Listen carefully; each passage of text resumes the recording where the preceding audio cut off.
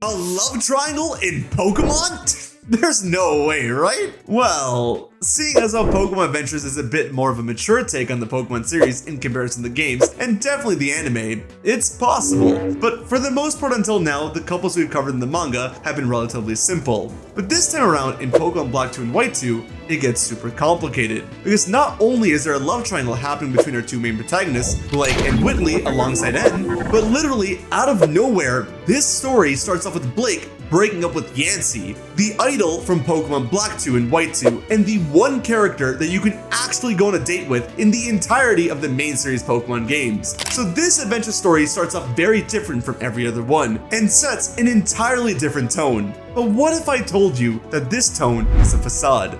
Because while this adventure arc starts off as a love story, it unfolds into something entirely different, as the love is only there to conceal the truth. Just like how Blake and Whitley are walking facades themselves, concealing their own true selves and doing whatever they can to ensure that the people around them don't learn about their true selves. That they're doing whatever they can do to stay one step ahead of each other. Because for the first time ever, we don't just have a love story in Pokemon. No, instead, we have an espionage love story, a story about a spy and a criminal and the roller coaster of emotions that they go through, or the lack thereof. Just like the games, the Pokemon Black 2 and White 2 manga takes place 2 years after the events of the Pokemon Black and White manga. But though it was a 2-year time skip within the story, in the real world, this was a 7-year journey, which I'll touch upon later. But the cover art for the first volume of the series is already built for the shipping bait. Like I mentioned earlier, the story starts off with Blake breaking up with Yancy, but it turns out that Blake had done this intentionally for her own good, or so he says. Because as him and his friend Leo head back to school, Blake has 3 girls just waiting there for him, and he successfully flirts with all 3 of them in front of each other's face. Leo's a bit jealous and tells Blake that he doesn't know how to speak to girls, and he just freezes at the sight of them, which is a reference to how he froze up in Black and White when White first approached him in the Pokemon League. Blake tells him to have some more confidence in himself, as he was a top 8 contestant in the Pokemon League after all. But no one remembered Leo's wins because the events of the league were so crazy, and all that people really cared about were details related to Team Plasma and what ended up happening with Black, because he ended up disappearing by the end of that battle. Blake seems intrigued, but he quickly reminds Leo that they have to go to class to meet their new afternoon teacher, and the two try to sneak into class when Hugh blows their cover.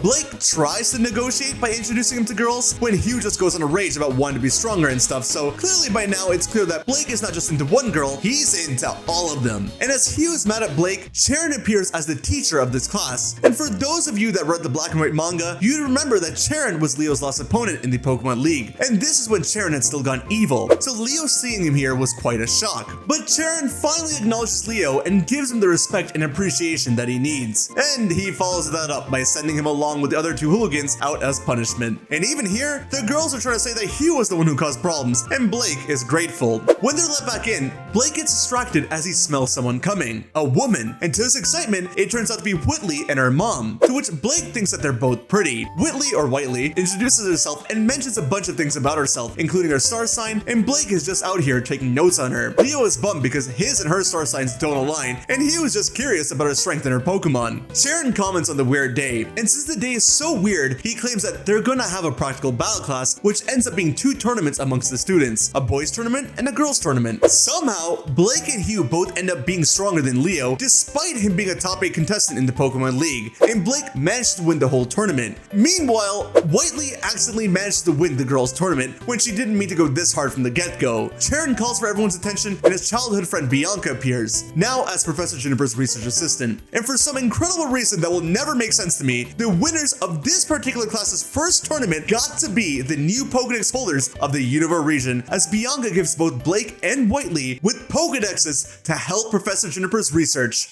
Whitley, in shock and horror, says that she can't take it, when Romeo over here grabs her hand and tries to flatter her into taking it, and due to the pressure, she accepts it. That night, we see Whitley alone in her room with Fungi, lamenting to herself about why her mom made her end up joining the school. And while it may be confusing as to why she's so distraught, as she opens her pendant and looks to N for guidance, we quickly learn that it's because she was once indeed from Team Plasma. Not just anyone from Team Plasma, but rather the same girl at the end of the Black and White series. And just like how she loved N then, she still loves him now, and is eagerly awaiting his return. Meanwhile, Looker already arrives in the Unova region to close the case on the remaining sages of Team Plasma. It turns turns out that the international police has already paired him up with someone else who's already present in Unova. And this, of course, is none other than Blake. And this is where we see a totally different side of him, or rather, we see him drop his facade and see him for who he really is. We see Blake make reports on the various girls around his age that he's been flirting with and hitting on, and check them off a list of suspects who may be related to Team Plasma, and he deems them unrelated to the villainous organization. That's when Looker pops in, and you see Blake totally unfazed and even looking down and being condescending with him. Looker gets captured by a scolipede that's been following him, and Blake and Duwat make quick work of the Pokemon. Looker's impressed and is glad to have him work under him when Blake enlightens him by mentioning that he's actually Looker's superior, and we see his true characteristics come to light. Now, before we address Looker's shock, yes, though this part of the Black and White story is masked as a comedic love story, the truth is, it's a story unveiling the mask and recognizing the cop versus criminal story. Blake and Whitley are lovers on the surface, but that's just the mask. And once the mask falls off, can their relationship last?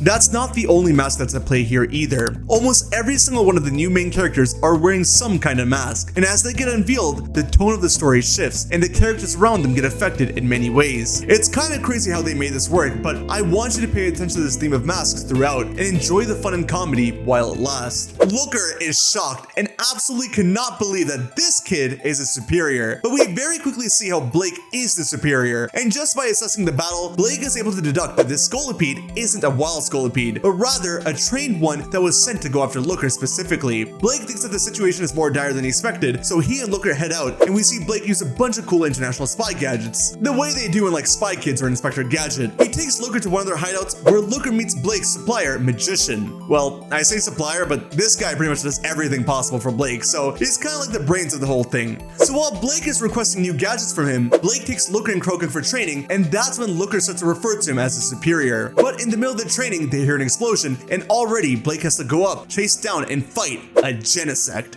Yeah, crazy Pokemon to have in the first volume of the series. This fight sequence is really cool, as we see both Blake and Looker use a bunch of tools and really play into the spy motif. We also see Duwat hold its own against Genesect and get a backstory on it and how Blake chose it as his partner, even when he wasn't willing to get a partner at the time. Probably because Duwat was so skilled and disciplined even then. We learn that it's Colress who's the one commanding Genesect, and he even goes as far as using a point-blank techno blast on Blake. Blake survives due to his armor and Duwat's help, but his main concern as an inspector is the civilian safety. This battle goes on for a while, but Blake quickly learns that though Colress is commanding Genesect, he hasn't been able to catch it yet. He's using a device called the Colress machine to command it, but since it's a wild Pokemon, he can still catch it. Blake stomps on Colress's ego to catch him off guard, and after one dramatic exchange, he manages to catch Genesect, but like all legendary captures, he spent like minimum 30 Pokeballs on it, which I respect the realism. Looker tries to arrest Colress since he failed to 2 years ago, but Colress escapes, not caring about Genesect, but caring about the Colress machine instead. And he also mentions that since N left, Getsus appointed him as the new leader of Team Plasma, and just heads off. As the battle is coming to a close, the bystanders come to make sure everything's okay, and Blake immediately puts aside his international police persona for the persona of a child, and once again, he starts flirting with the girls. Looker gets upset, but Blake calmly tells him that this is also part of the mission. The Colress machine had already begun development 2 years ago during the time of the Pokemon League, and while this was going on, there was already another group within Team Plasma who ran their own research to nullify the Colress machine, which was saved to a memory card that was lost as Team Plasma split. The only information that they do have is that this memory card is with the hands of a 12-year-old girl associated to Team Plasma. And who can this be other than Whitley, of course? Yeah, I said it early in the video, I know. The next day, it's still any other school day for Blake, as no one in the class was suspicious of anything. And seeing as how he needs more Pokemon on his team and how he needs to collect more data for his Pokedex to acquire more intel for himself, he decides that it's a perfect time to approach Whitley and takes her by the hand and goes out to find and catch Pokemon together. Blake tells her that he wants to get better acquainted with her and make her feel at home, to which her Fungi wasn't having any of that and attacks Blake with his sweet scent. Blake dodges it by doing a backflip, and Whitley's impressed as to how coordinated he is. The sweet scent lures a Pokemon, and when Blake makes Whitley turn on her Pokedex to scan it, they learn that it's Keldeo. Yeah, back-to-back mythical encounters for Blake. It's kinda crazy, but without any hesitation, Keldeo attacks it to and sends him flying off a cliff. Luckily, Blake manages to catch Whitley and grabs onto some vines, but Fungi fell all the way down, and Whitley wants to go get it. As Blake takes her down, she passes out, and we cut to a short backstory on how Whitley met Fungi when she was just 10, how she had mistaken Fungi for a Pokeball, and how she valued and looked up to N even back then, again, as his ideals are all she could rely on. After she learns that Fungus is a Pokemon and not a Pokeball, she was instructed to take care of it the way she would any other Pokemon, but proceeds to give it a nickname. She's told that she can't give Pokemon nicknames because it'll be harder to separate from them once they release them into the wild. And while she understands this, 2 years later, she's still calling the Pokemon Fungi. We see Blake look at her with some caution and suspicion, but he approaches Fungi in a friendly manner and gets his cooperation to help Whitley. And that's when the audience reading and the characters in the manga both get their next dose of shipping material, as Blake carries Whitley back to the class in his arms, and all the other 3 girls see and get jealous. One of them even faints herself. Sharon is confused on what happened, and Blake basically says that they got attacked, but it's no big deal and that he's going to take her to the nurse. While Whitley's eyes begin to open and she sees a part of N in Blake, she sees how even though Blake is injured, he's able to smile and be around Pokemon, just like N. And as Whitley realizes that she's falling down a slippery slope, she comes back to her senses, wakes up, and tells Blake that she'll go get herself a checkup.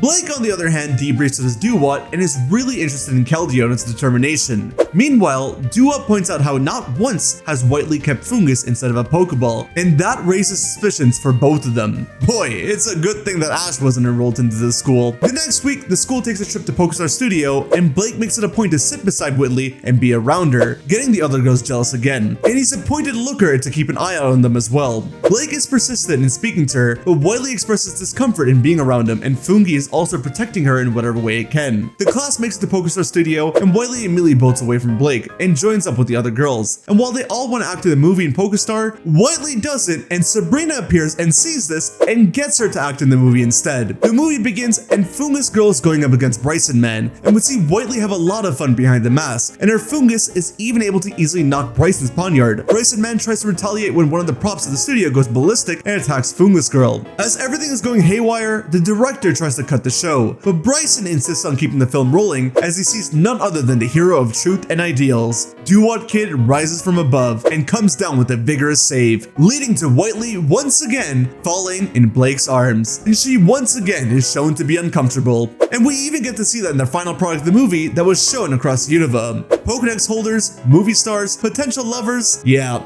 these two have quite the history together in a matter of a week's time. The class discusses how Pokestar Studio was developed by a girl just a bit older than the kids, someone who's the same age as Sharon, and we of course learn that this is White, who will let Bryson borrow her Vullaby, which, by the way, though the story has been all sunshine and rainbows so far, it's about to take a drastic tonal shift, and you probably have heard me mention a few references to the black and white manga without covering it in this video. And the reason for that is because I have a whole 1-hour video covering the events of the black and white manga, as well as the shipping between the characters of black and white, and you should definitely check that out because without going into too many spoilers, their love story isn't done until Black 2 and White 2 is over. And if you don't already know what kind of cliffhanger ending we were left with in that series, then you definitely want to go check that out now and come back and continue with this video, because we will be going over major black and white spoilers from here on out. And also, subscribe if you want to see more manga videos like this one, because I got a lot more coming out soon. Once the class arrives back at the trainer school, we see the story shift towards Hugh for a bit, where the girls of the class are getting at Hugh for not understanding girls, when he has a little sister, and how his little sister must hate to have a brother like him. This triggers Hugh for some reason, and he gets his Vibrava to use Sonic Boom on the girls to get them to scram. Leo stops him, but as the girls run off, he notices that one of them dropped a pendant, and from the pendant comes his little memory card. Back at their dorm, Leo's questioning Hugh as to his relationship with his sister, and he brushes it aside, and is more concerned about getting the memory card back to whoever lost it, so he reluctantly checks the content of the card to see if it has any clues of who it may belong to. And that's when he comes to the grave realization that the contents of the card are the Pokemon that Team Plasma liberated 5 years ago. And not just that, we cut to a backstory of how Hugh met Purloin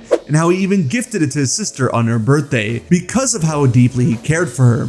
Meanwhile, we see Team Plasma beginning to form during this time, and this was the start of Team Plasma. And soon after both of these events, we see Team Plasma go out and liberate Hugh's sister's Purloin. Not only did they steal a Pokemon that meant so much to Hugh and his sister, but this is what causes the shift in Hugh's personality and causes him to pursue strength. And on top of this, to make matters worse, when we cut to real time, Hugh realizes that not only is this a record of a massive theft from Team Plasma, but this theft, this liberation, all started with his sister's Purloin, and that one of the girls in the class are a member of Team Plasma, and he won't let it go until he gets to the bottom of it.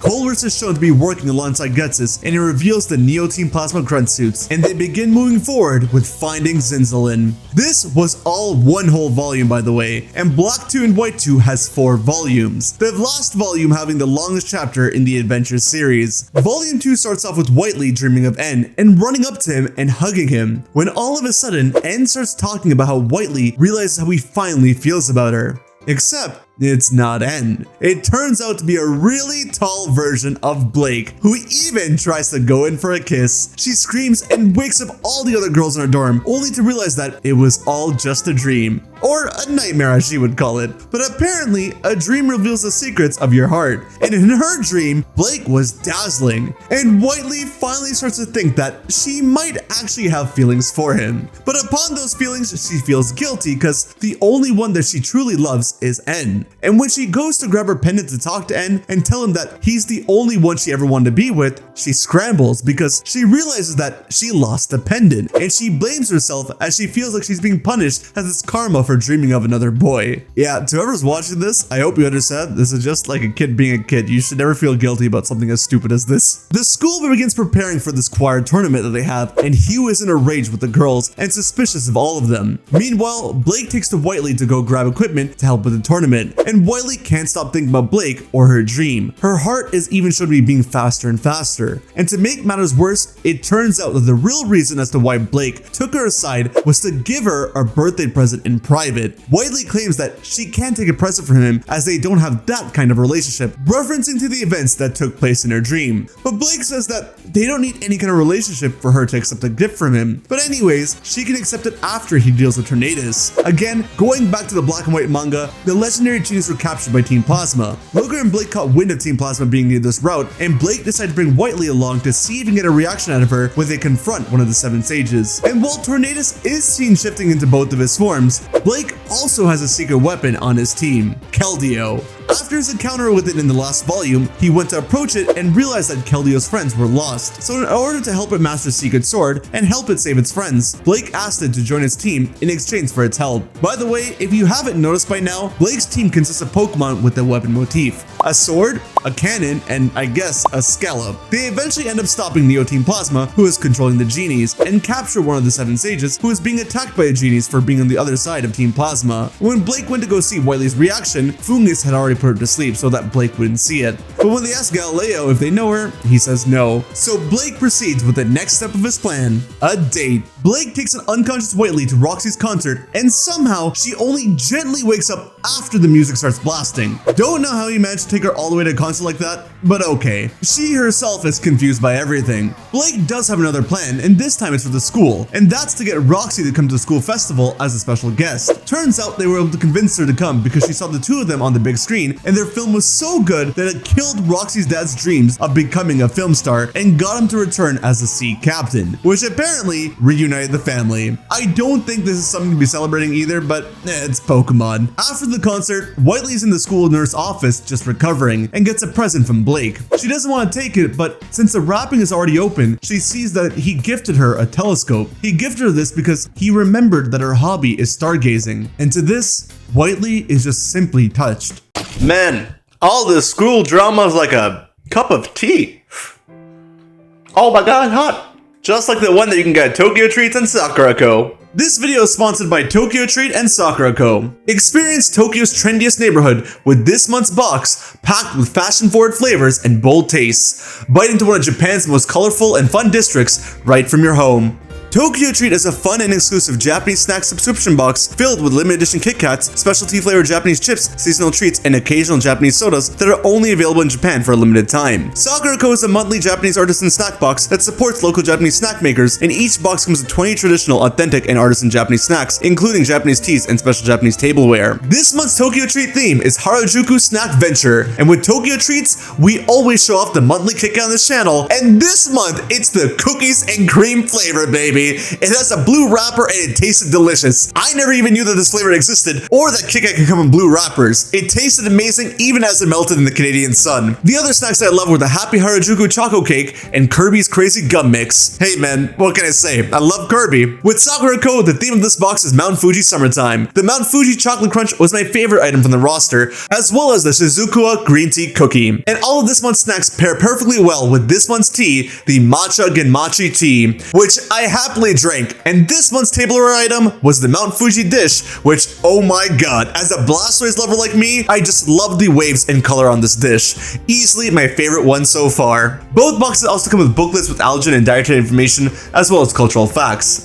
If you love snacks as much as I do, then you'll definitely want to get a box yourself. Be sure to get your own box or get it as a gift for your loved ones so that they can experience Japan from the comfort of their own home. Use code HybridHero to receive $5 off your first Sakura Co box through my link or your first Tokyo Treat box through my other link. Now, back to the video. The school choir tournament begins and Hugh's sister attends, which gets Hugh on his best behavior. And it also gets Leo to have a love story of his own. Bianca's on the side reminiscing about Black and how he used to cheer just like how the classes of the choir tournament are now cheering, and decides to hold back her tears because she knows that White is in more pain than anyone else is. Roxy attends the tournament just like she promised, and Whitley thinks to herself that she's not special or anything, and that Blake is just genuinely a nice and caring person, and he's like this to everyone. As their class reaches the finals of the choir tournament, they begin losing, but Blake has Duat come in with an assist with its scallop, and man, is it nice to see Blake and Duat just have some fun. And with this fun, they manage to win the tournament, and Roxy is so impressed by her performance that she decides to ask her dad to take the whole class to Castelia City as a fun little class trip. But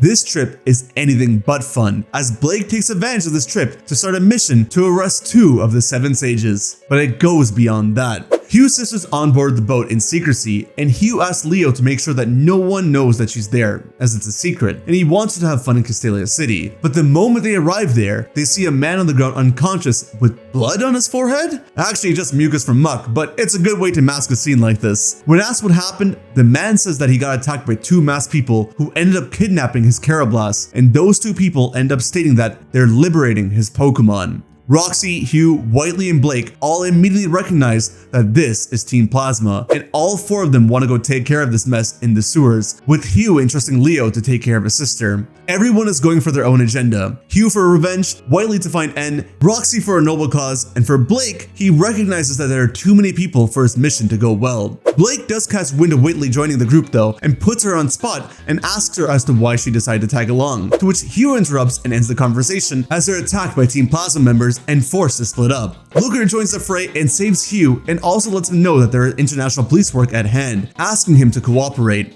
Roxy and Whitley together take care of all the Team Plasma grunts, and Whitley, in shock as how this new Team Plasma is operating, has no choice but to call her mother. Blake makes quick work and captures the 2 sages he was after, and proceeds further as he realizes that something is amiss, and it's way too cold down where they are, and the only Pokemon that can cause this level of cold is Kira. And right he is, as Colress is with Zinzalin in his crushes, and Zinzalin already had Kira in his hands 2 years ago. Colress ends up fighting for it and eventually gets it under his control, while Blake is stopped by the legendary genies and has to use the rest of his team to fight them off to get to Colress. Whitley, on the other hand, is speaking to her mother about the new Team Plasma, while Fungi's making sure that Roxy doesn't eavesdrop, and their mother reveals the truth about the new Team Plasma, their origins, and how they oppose N. She also mentions this new group chose Colress as the leader, and that the old Team Plasma caught wind of them working on the Colress machine, the same machine that controlled Genesect from earlier. But this time, the same machine can control all the Pokemon. Luckily, the old Team Plasma created something to neutralize the device if it ever came down to it, and the data of it was saved on the memory card that for some reason they entrusted to a little girl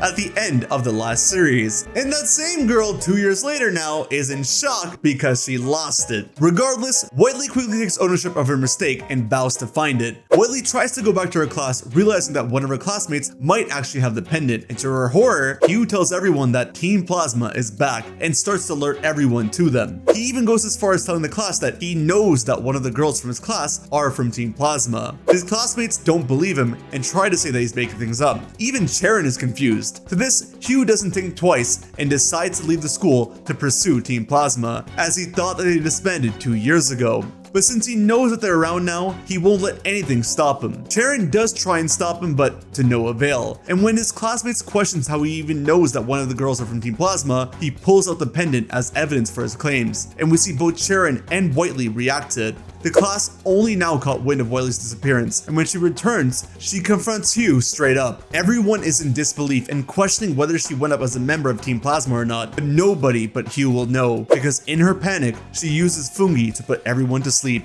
leading to Hugh finally confronting an ex-member of Team Plasma. Meanwhile, Blake is in a fight using Keldeo against Coloris and Kiram when Getsus finally reveals himself and tells Blake that he can't allow him to interfere in his plans. And as he says that, Getsus gets ready to freeze Unova. While this is happening, the Shadow Trio come out and Keldeo gets PTSD, as the Shadow Trio were the ones who earlier petrified the Swords of Justice. Keldeo stops listening to Blake, and with all of Blake's other Pokemon in other battles, Blake has no choice but to recall Keldeo and take matter into his own hands as a spy. Hugh is relentless with Whitley, demanding answers at once, and when he isn't happy with them, he even gets a little rough and physical with her as he thinks Whitley is lying with everything she's saying. Whitley tries to calmly tell Hugh, who demands to be taken to the rest of Team Plasma, that she no longer is a part of Team Plasma, and that the Team Plasma that she knew weren't bad people. They were all people who tried their best to genuinely look out and care for Pokemon. But since then, she herself has met a different side of the same team, and to that, Whitley apologizes to Hugh.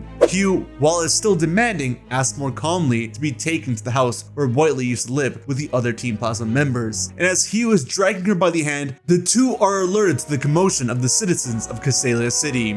Getsus and Coloris from their ship fire the freeze ray, which Hugh quickly catches wind of and actually manages to save both him and Whitley from it, while knocking himself unconscious. To Whitley's horror, she sees all the citizens of Castelia City frozen. That's when Sage Rod appears, the sage that Whitley used to live with, the one who gave her the pendant in the first place. Sage Rod talks to Whitley about finding the locket, and the two head out for Hesperida City to revive her from Hugh's room. Whitley doesn't want to leave her classmates behind like that, so Sage Rude and the other members take care of the children, while Enzora makes a return here and takes Whitley's place as herself. That way, the students won't suspect a thing, or so he says. Unfortunately, this plan is quickly changed as Getsus and Coloris realize that Sage Rod is down there, and as punishment for going against them, they decide to capture him. But Whitley saves him, taking his place instead, while Sage Rod is left with Hugh. Blake is aboard the ship investigating when he hears Whitley be captured, and with this, he sees an opportunity. Blake pretends to be thrown into the same jail cell as her, and since it's only them two alone in an empty room, Blake seizes the opportunity. Not for romance, but to corner her. He questions her and questions her and questions her to the point of discomfort, asking for many details the way an investigator would. And Whitley sees a totally different Blake than the charming young boy that she knew, and even begins to suspect him to be the international police that Sage Rod mentioned earlier. And as she thinks about this possibility, all of the sweet memories and feelings that she had with him suddenly turn into horror, as she begins to realize that if he really is what she fears him to be, everything she experienced with him, the bond and feelings that they shared, were a lie. A lie only for Blake to get closer to her, to arrest her. And with one single slip up from her mouth, as Blake presses further and further, he does exactly that with no remorse. And he finally reveals himself to be a member of the International Police. Whitley understandably is all over the place when Blake tells her to calm down, as he has no intention of arresting her, but he does want her cooperation. When Whitley asks when he suspected her of being a part of Team Plasma, he tells her straight that it was from the beginning of when she entered the school. And she, in pain, turns away and asks if it was because he wanted to investigate her that he has always been talking to her and helping her. And while she doesn't say it, within herself, she brings up her most fond memory of him, giving her the telescope. And to all of this, Blake shows no emotion back when he replies with a simple yes. This part of the manga is incredibly tough to read because the poor girl's emotions and heart are just breaking apart. Forget the romantic stuff. This is just straight betrayal. When Fungi tries to attack Blake, Whitley holds Fungi back and tells him that she will cooperate. You see her body language not be so warm and open anymore, but she decides to do what she thinks is right. Blake's missions are to stop the 7 sages and to retrieve the same memory card that Whitley lost. When Blake questions Whitley about the memory card, she responds with care and consideration about Kiram, to which Blake is thrown off about. Whitley tells Blake just as directly that she will help him save Kiram, and after that, and only after that, will she help him find the memory card. For the first time ever, these two are both unmasked in front of each other. And while their relationship with one another is completely different, they're driven to complete the same mission. The two start on board the ship, and while the tone is a lot more serious with their masks off, we do get a few fun moments like Blake being impressed by Fungi, or even a small shipping moment with Blake putting Whitley's hands over his waist. I mean, I know it's for safety, but I feel like it was added in there just to lighten things up a bit. Blake uses Genesect and Keldeo to take care of Team Plasma members when Genesect's drive gets burnt up, causing it enormous damage, leaving Blake to only rely on Keldeo once again, because the rest of his Pokemon are still outside. And when they go to confront Kyurem attacks them under the control of Colress and manages to freeze Keldeo. Blake has no choice but to call Genesect, but Whitley stops him, as if Blake does use Genesect, it could implode on itself the way it is right now, showing her care and compassion to all Pokemon. With Blake thinking of his other options, Colress makes quick work of them and freezes them together, sending all their frozen bodies off to the bottom of the sea. Colress explains that his next goal is Absolution, which of course needs either Zekrom or Reshiram to make it happen. And with this, we finally get to see N and Zekrom in the series, chasing after a soaring Lightstone with Black trapped inside it. Now before we continue, I need to make mention that the rest of this video is going to be quite choppy. Not because I've given up on the script or anything or gotten lazy, it's because the story itself gets this way.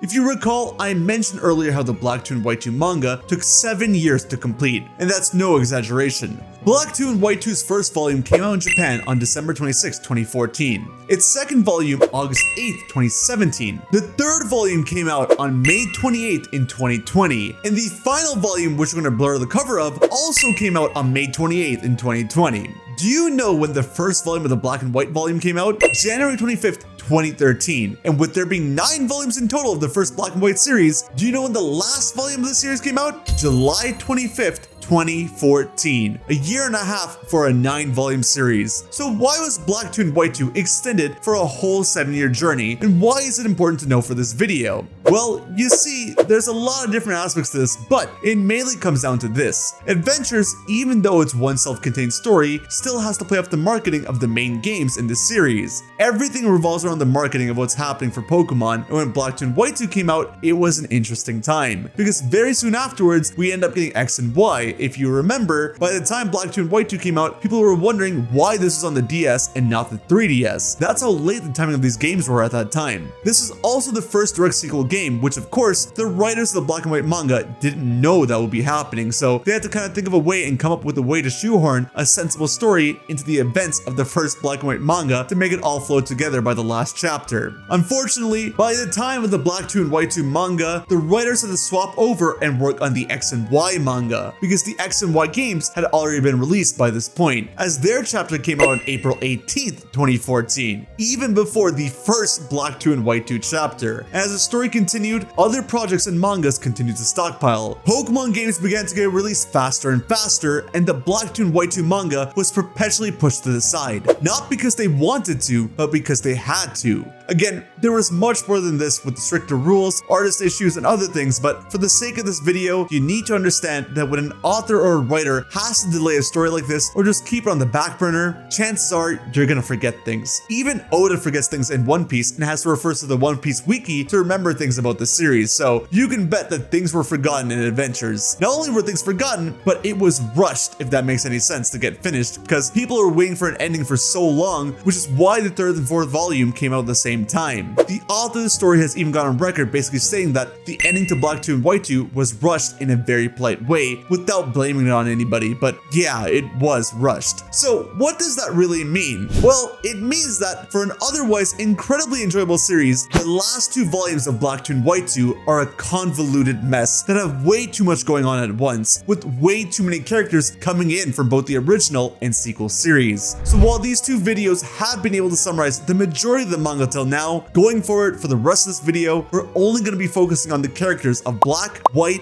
and Blake, and Whitley, because our love triangle might turn into a love hourglass, as there are 2 different love triangles going on. Or the fans will like to think so anyways. Also, we're going to talk a little bit about Hugh, but no romance there, he's too edgy for that. After 2 years of searching, White and friends end up finding the Lightstone at the center of it all, the Enderlink, and as soon as White obtains it, N descends down with Zekrom, leading to their first confrontation in 2 years as well. White is shocked to see them and is immediately on guard as she sends out all of her Pokemon, but through their response, she's able to hear them convey that N and Zekrom won't attack. N is pleased and is glad that he entrusted some of his Pokemon to her. White is confused with emotions. She's confused as to why Black and Reshiram were the only ones who turned into stone, and doesn't understand why the same didn't happen with N and Zekrom. N isn't aware, but N is following Zekrom's wishes, and Zekrom wants to go to cure him with the Lightstone. So it picks up both White and N and heads off. N tells White that Getsis has Kyurem and is freezing Unova, and while he knows that Getsis wants Zekrom to perform Absolution with Kyurem, Zekrom is anyways drawn to it, and N himself wants to prove that his mind has been free from Team Plasma, and that he has no intention of harming Unova again. And so, the only goal he has now is to stop his father. Oh, and also, N reveals that he's been chasing down the Lightstone, but Black, being the lover boy that he is, even while being in the Lightstone, immediately stopped in place for White the moment he noticed her from the stone. And you can even see the stone blushing. Colress and Getsis see N approaching, and Colress tells Getsis not to hold back because of some parental affection or something, to which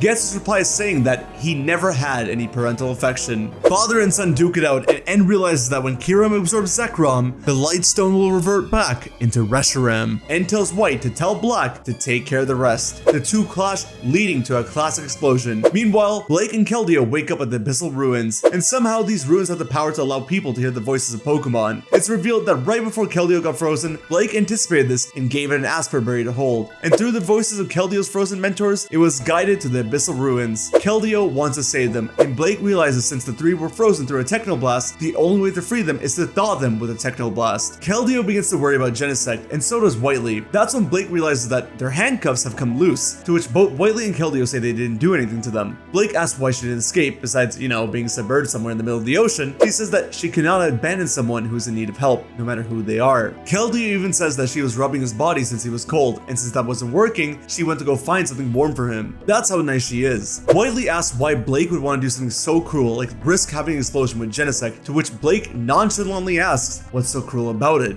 Whitley is stone-faced, but Blake explains that it's the most effective method, and if Genesect is injured, he can just heal it. Fear and sympathy are emotions that he'll never understand because he himself doesn't understand emotions. Whitley and Keldeo stand in horror as Blake commands a Technoblast, and as he does, Keldeo's in tears as his mentors are finally saved. As there's a quad weak fire going on in Genesect's back, Cobalion saves Genesect immediately from that super effective recoil and tells Keldeo that it must not hesitate, and it should trust itself for choosing this human as its master and have the resolve to follow him. When Blake tries to log in the International Police database, he finds out that he's been fired. Early in this volume, we find out it's because he took Genesect without permission. And since Blake is stuck, Looker has to be the one to retrieve his Duat, Gliscor, and Kabutops. But this gives Blake no access to any other Pokemon aside from his own, and no International Police gadgets either. Blake tries to formulate a plan while Whitley speaks to the Swords about why they think Keldeo should trust or go with Blake, especially when he doesn't exhibit emotion. To which Cobalion asks if Whitley wants to save Kyurem, to which she of course says yes. Cobalion says that fear and sympathy are not needed for that, and that Blake's strong will and calm judgment is what they need right now, and then afterwards they can see if they should trust Blake or not. Convinced, Whitley decides to see if Blake needs any help, and it turns out that he does. And how can it be Whitley if she isn't in shock or horror every 2 seconds? Because Blake asks her to catch a Pokemon, to which she obviously protests and hesitates, but Fungi does the work for her and catches a Karrablast, while Blake catches a Shelmet. The two then trade and now have Excelgor and Escavalier respectively, completing Blake's weapon team. Whitley learns more about the two Pokemon from the Pokedex and realizes that the Pokedex can be a tool to help Pokemon, similar to what they were trying to convey to N in the last series. The Swords decide it's time to go, seeing as how the Abyssal Ruins is about to kick them out, and Whitley thanks them for all that they taught her in this time of being able to talk to each other, and they proceed to head straight to the battle with Kyurem. As they're heading up to the surface, we see an orb in Blake's bag shine, and we learn that he's had this mysterious orb since he was a baby, while touching upon his backstory of being an orphan who was raised by the International Police, all the while going into his lack of understanding emotions and why he approaches everything logically.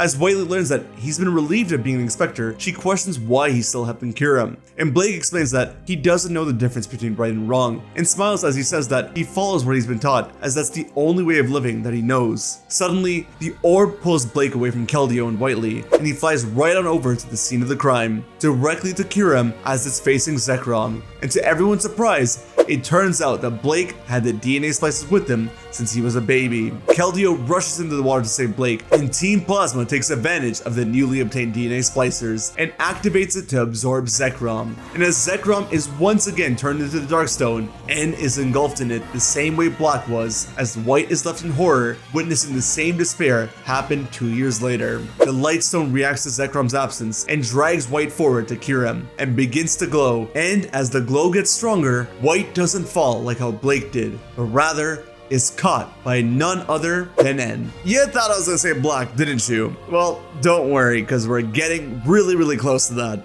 After the shipping panel, White learns that when N and Black got taken inside their respective stones, they went to the land where Pokemon sleep, the dream world, which makes sense because technically Reshiram and Zekrom are asleep in these states. And if N is there, then that of course means that Black is there too. And after 2 long years, or again, 7 if you're reading the manga, we finally see him scream from the top of his lungs, as he always does, talking about his plan to stop Kyurem. And as White is frozen and overwhelmed with emotion, Black just continues rambling on about his plans and apologizing to White for dragging her into this, as he's too embarrassed and too in love to turn around and face her. But luckily, he doesn't have to, as unknowingly to him, White just runs up to him and hugs him from behind. In one of the most wholesome panels ever in the history of the series, she welcomes him back, and he states that he's just glad to be back. Of course, this reunion can't be entirely with this moment, as they're still in the middle of fighting Getsus, who's using Black Kyurem to wreak havoc. Black and White decide to go to the real world while N stays back and tries to deal damage from inside. And when the two decide to jump outside, Black tells White to not let go of his hand. White tells him that she won't let go of it and that she will never let go, leading to a very iconic panel between the two. And when the two land back in reality, White doesn't see Black and thinks it's all a dream. But turns out that he immediately just got ready for battle, as always, and the two fight Getsus together with a tremendous display of coordination even 2 years later. But as the two are attacking, Getsus throws N out of Kyurem as a hostage so that Reshiram couldn't deliver the final blow, leading to Getsus' counterattack, defeating Reshiram. And on top of this, Getsus looks down on N, initially with a bit of remorse. Afterwards, he strikes him down, stating that he didn't think that N could be this worthless, and sends him to the ocean as well. Black and White go to save him and Reshiram, but the Frigate causes a blizzard that obscures their vision and causes them to disappear alongside N. Meanwhile, the two spot Reshiram with the Swords of Justice and unconscious Blake and Whitley. White recognizes them as Duat Kid and Fungus Girl, and explains to Black how they're students and Pokedex holders from Charon's class, which Black is confused by all of this since he's been gone for 2 years, but White tells him that she will explain later. That's when we find out that Blake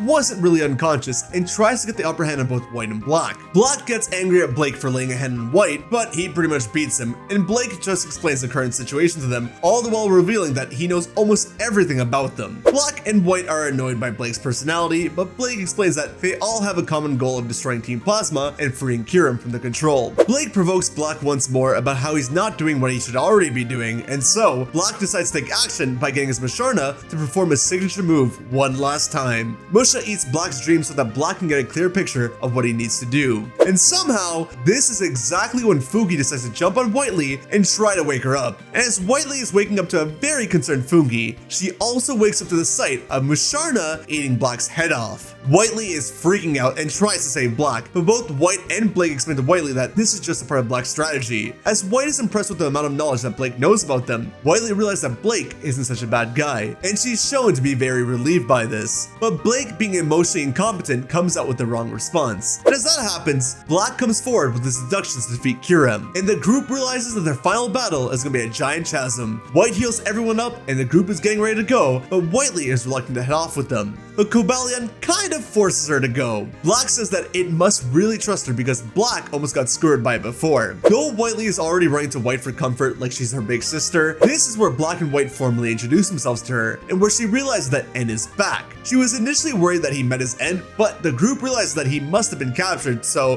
Whitley starts to take the lead and says that they have to go to the Frigate immediately. Obviously say then, but she's not telling them that. As the group is flying on top of Reshiram, Whitley is incredibly nervous about N's well-being, to which White grabs her hand and tries to comfort her, and asks her about her dream. When Whitley thinks about it, her face lights up and she tells him that it's a world where Pokemon can live as they want without getting hurt, even if it's with humans. White tells her that if she's ever scared, think about that dream, and to live today to the best of her ability.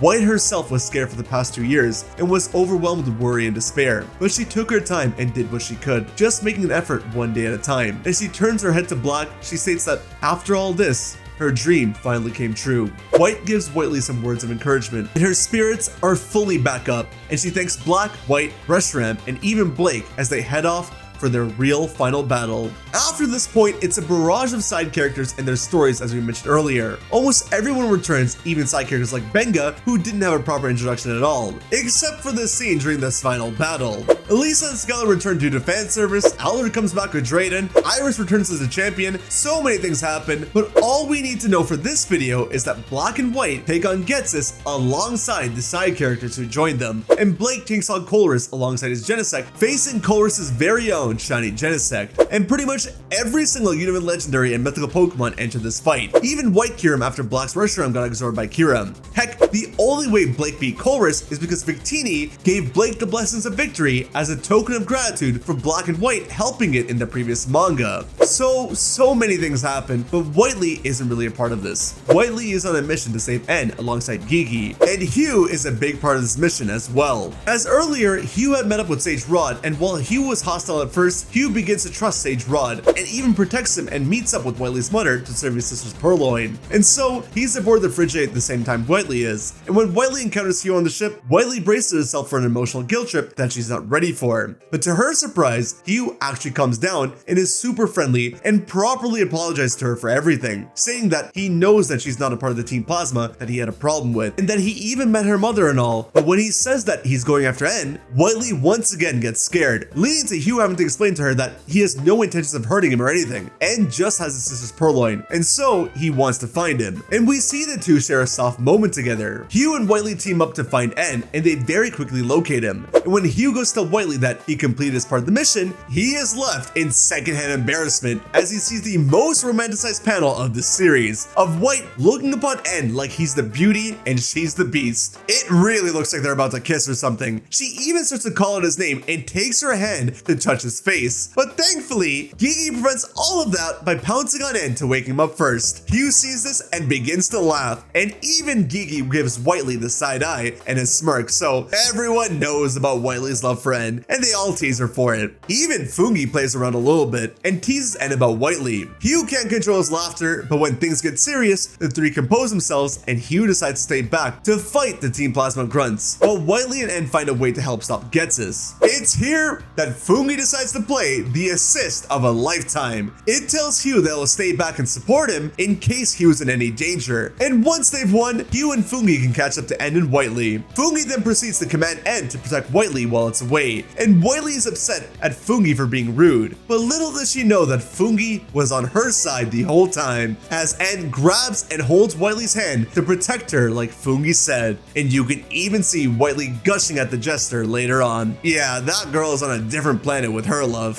They meet up with Alder and Looker, and to Whitley's surprise, N and Alder have a strong bond now, with N even calling him Grandpa. Black and White take care of things outside, and our group of 5 here take care of things inside, eventually resulting in an explosion on the ship. And while all of our characters are okay, Getsus is falling off to his demise, but N calls out to his father and catches him from falling. N tries to help Getsus, and Getsus asks N if he still calls him father. N explains that of course he does, and further explains why, and that he's still incredibly grateful to him, and still loves him despite everything, and that no matter what, he will always be his father. And while Getsus seems moved at first, nothing could prepare me for the panel that was about to come up next, as Getsus slashes N's face across with his cane. Whitley is in shock, and Getsus keeps going in rage, telling N that he is not his father. N gets beaten and bloody to the point where he can't hold his father anymore, and Getsus falls to his demise, laughing as if he gets the final laugh on N. But that laughing comes to a pause when Zekrom catches Getsus from falling, and we see that Getsus rather have fallen than be saved by N. After this fight,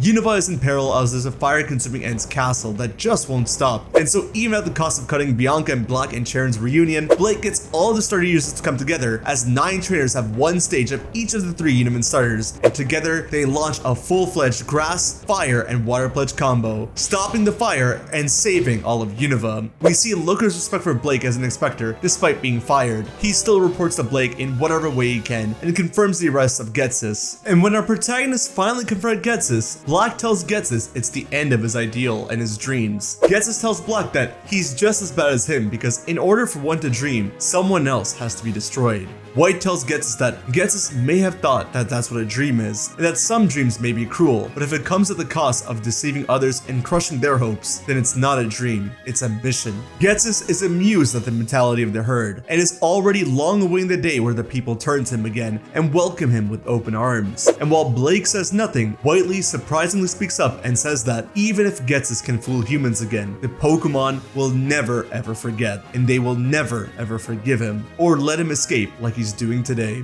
To which Getsus stares into the eyes of the Pokémon, realizing that what Whitley was saying was true. He breaks down, with that being the last of him that we see in the series. The series reaches its conclusion, and we see N and Black say goodbye to Reshiram and Zekrom, and we see Blake move forward alongside his crazy cool team, alongside his reinstatement to becoming an inspector, which, whether he realizes it or not, makes him quite happy, I think. We see Whitley learn more about N's time with Alder and what all they went through in those 2 missing years. We see Charon's class apologize to Hugh, and Hugh shows his vulnerable side again and apologize to them. And Blake re-entered the class with everyone learning that White has basically hired Whitley as an actress for her agency. But only temporarily, as Whitley has a different purpose and motive with her life. And while Charon's class is graduating, we see Black wear the BW agency merch and tell Charon that he's apparently going to return as a student under him so that he can take on the league and beat Iris. We get to see that Blake is planning on leaving Unova here, and we also see Whitley just staring blankly at him during this. When Hugh decides to call Whitley and tell her that she doesn't need to take on such a difficult job of returning all of the stolen Pokemon with N. And while she doesn't say anything back, Hugh tells her that if anyone blames her for anything, to call him so that he can prove her innocence. And as he walks away, Whitley realizes that this was the very first time that Hugh actually called her by her name. Whitley sees Blake walk past her, and she tells Blake that he's heard that he's become an ex